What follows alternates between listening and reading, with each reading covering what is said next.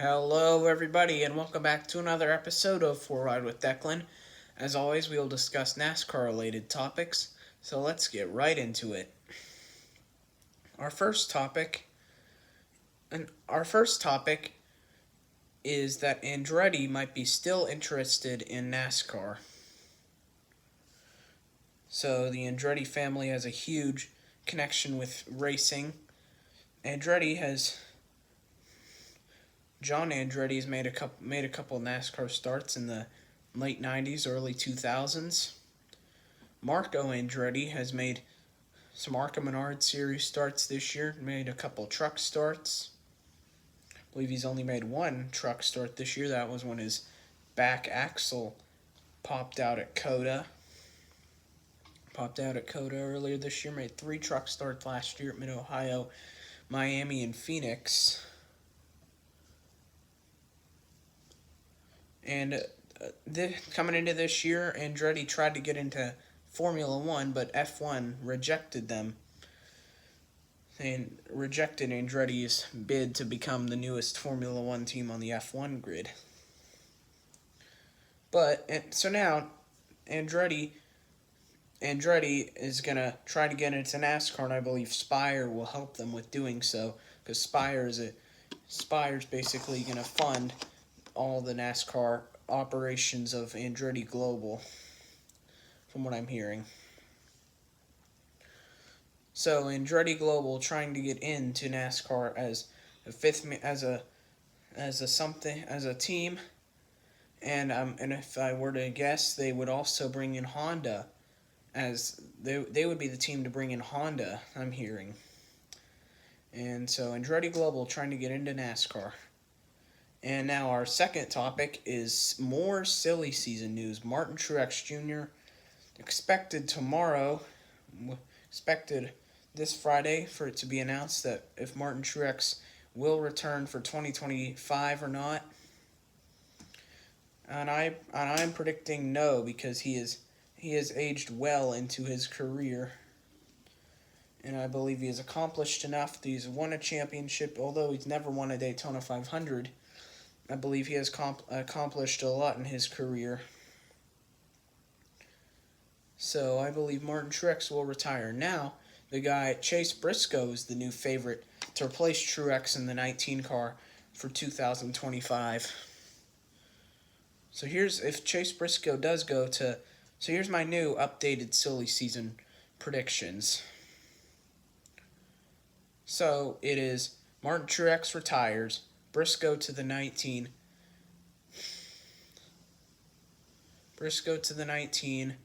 Zane Smith to the 21, reunites with Ford. Michael McDowell's already been announced to the 71. One new charter for two driver slots open at Front Row Motorsports. Two driver slots open at Front Row Motorsports. I believe Cole Custer and Josh Berry will be the two to fill the seats. Josh Berry and Cole Custer will fill the 2 Stewart-Haas Racing seats.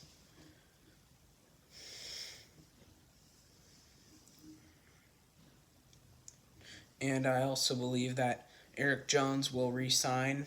No changes at Legacy Motor Club. Trackhouse will get a 3rd charter and make SVG run the full cups, and SVG will run the full cup schedule. And then the 3rd charter that's open from SHR will go to 2311, and that's where Riley Herbst will go next year. And then the 4th charter will go to RCR, and that's Noah Gregson. Noah Gregson will run full-time in the number 33 for Bass Pro Shops if Truex retires. And now more silly season news. And now for my weekly prediction for the Cup Series. I have a few favorites. Speaking of Chase Briscoe, he says this is one of his favorite racetracks. I wouldn't call him a favorite, but I would call him a long shot, but not the super long shot of the week. Christopher Bell's won here before. Ryan Preece has won here before. A couple drivers, I believe, have not even turned a lap at this speedway. Ricky Stenhouse could be fun to watch considering what he did with Carl Edwards. I don't remember what year that was, but he blew something coming to the checkered flag, and Edwards rear-ended him and pushed him across the start-finish line. And now for your long shot of the week, brought to you by your long shot of the week, brought to you by Original Big Shot Bobs. We have actually Ricky Stenhouse will be the long shot of the week. I know I mentioned him as a guy to look out for. I will put him as my long shot of the week. He has won here before at Iowa in an Xfinity car, so why not get it done in a Cup car? Now, for the Xfinity Series, Justin Allgaier, Cole Custer, two really good drivers in the series this season that have turned a lap in an Xfinity car in Iowa, so they should be two drivers to look out for. And that does it for this week on Wide With Declan. Thanks for watching, subscribe, and bye for now.